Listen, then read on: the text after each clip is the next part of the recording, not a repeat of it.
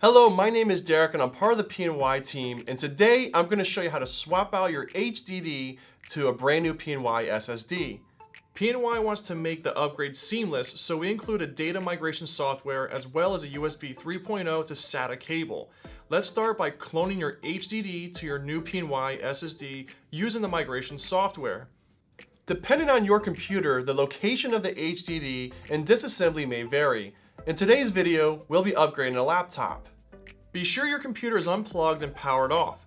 Remove the battery and back panel and locate the hard drive. Unscrew the hard drive enclosure, remove it from your laptop, and unscrew the hard drive from the enclosure. Grab your PNY SSD and screw it into the enclosure using the same screws. Make sure your SSD is installed the same way your HDD was so the SATA ports line up with your laptop.